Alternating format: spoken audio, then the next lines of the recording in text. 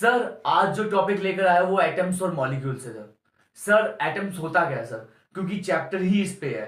तो मैं आपको क्लियर करवाने वाला हूं कि एटम्स और मॉलिक्यूल्स का मतलब क्या होता है। आज जल्दी ही क्लियर हो जाएगा। तो देखो, एटम्स का मतलब क्या होता है। एटम्स का मतलब यहां पर बताऊं मैं। देखो, साइंस पढ़ा है, साइंस में आपने एलिमेंट पढ़ा होगा, एलिमेंट के बाद कंपाउंड पढ़ा होगा। तो पहले मैं एलिमेंट और कंपाउंड क्लियर करता हूं, जिससे आपको एटम्स और मॉलिक्यूल्स भी क्लियर हो जाएगा। तो देखो, मुझे पता है कि एलिमेंट क्या होता है।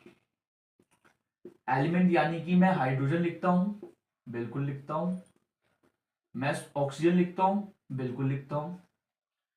तो हाइड्रोजन को ऐसे थोड़ी लिखा जाता है। हाइड्रोजन का तो केमिकली फॉर्मूला होता है ना, H2O2।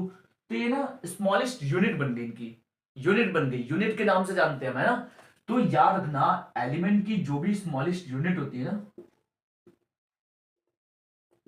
यूनिट होती है, इसी को हम क्या बोलते हैं, एटम बोलते हैं। क्या बोलते हैं, एटम। इसी को हम क्या बोलते हैं, एटम बोलते हैं। एटम का मतलब होता है जो भी एलिमेंट की स्मॉलेस्ट यूनिट होती है, उससे हम एटम बोलते हैं। ठीक है। आपने जस्ट इससे पहले चैप्टर, फर्स्ट चैप्टर में पढ़ा होगा मैटर के बारे में। मैटर का मतलब क्या होता है, मैटर का मतलब होता है जो भी टाइनी पार्टिकल्स होते हैं। Matter is made up of tiny particles, उसको क्या कहते हैं, एटम ही कहते हैं। जो भी मैटर टाइनी पार्टिकल से मिलकर बना होता है उसे एटम कहते हैं। मतलब कहने का मतलब, या तो आप एलिमेंट की स्मॉलेस्ट यूनिट ले लो, या पार्टिकल जो भी मतलब मैटर बनता है पार्टिकल से बनता है, टाइनी पार्टिकल से, उसको भी एटम कहते हैं, है ना। आपको मैं और क्लियर कर देता हूं क्या।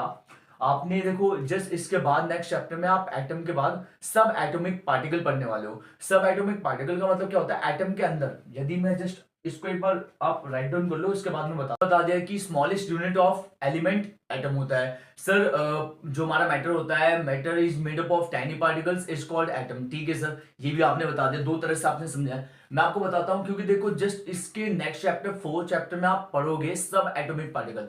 यानी कि एटम तो है, ये हमारा एटम है भाई, ये एटम बना हुआ है। अब एटम के अंदर पार्टिकल्स भी होते हैं, वो भी देखना पड़ता है। तो देखो एटम, ये हमारा एटम है। एटम के अंदर ना ये पॉइंट खींच दिया हमने, पॉइंट डाल दिया भाई। इस पॉइंट को ना हम क्या बोलते हैं, इस पॉइंट को याद रखना, न्यूक्लियस बोलते हैं। क्या बोलते हैं, न्यूक्लियस। इसको क्या बोलते हैं, न्यूक्लियस बोलते हैं। ठीक है, याद रखना। और न्यूक्लियस के अंदर हमेशा याद रखना, न्यूक्लियस के अंदर हमारा क्या होता है, प्रोटॉन भी होता है, जिसको हम P+ यानी कि पॉजिटिव पॉजिटिव से दिखाते हैं। इसमें न्यूट्रॉन भी होता है, यानी कि N0। अब N0 का मतलब क्या होता है, N0 का मतलब होता है कि ये पॉजिटिव भी होता है, नेगेटिव भी होता है, मतलब न्यूट्रल होता है, यानी कि उदासीन होता है। ठीक है। तो यार ना, ये पूरा एटम है हमारा, और एटम के अंदर पार्टिकल्स होते हैं भाई। एटम तो मतलब समझ गए, एलिमेंट की स्मॉलेस्ट यूनिट। जो भी मैटर होता है टाइनी पार्टिकल से बनता है, वो हमारा एटम है। अब एटम के अंदर भाई पार्टिकल्स भी तो है। उस पार्टिकल में क्या होता है, उस पार्टिकल में मतलब कहने का मतलब सेंटर में हमारा क्या होता है, सेंटर में हमारा होता है क्या, न्यूक्लियस होता है। न्यूक्लियस में प्रोटॉन भी है और हमारा न्यूट्रॉन भी है। प्रोटॉन पॉजिटिव में होता है और न्यूट्रॉन पॉजिटिव नेगेटिव दोनों होता है, मतलब न्यूट्रल होता है। और ने इसके आसपास में क्या होते हैं, इसके आसपास ना इलेक्ट्रॉन होते हैं। क्या होते हैं, इलेक्ट्रॉन होते हैं। ऐसे करके इलेक्ट्रॉन हो रहे होते हैं।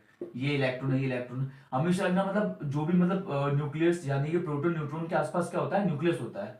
ये न्यूक्लियस हो गया, न्यूक्लियस हो गया। न्यूक्लियस जो कि मतलब, सॉरी न्यूक्लियस नहीं, सॉरी इलेक्ट्रॉन होता है, सॉरी न्यूक्लियस नहीं, इलेक्ट्रॉन होता है। न्यूक्लियस तो सेंटर में होता है ना, इलेक्ट्रॉन होता है। और इलेक्ट्रॉन कैसा होता है, नेगेटिव चार्ज करता है। इलेक्ट्रॉन जो होता है हमारा नेगेटिव चार्ज कर रहा होता है, जिसको हम ई से दिखाते हैं।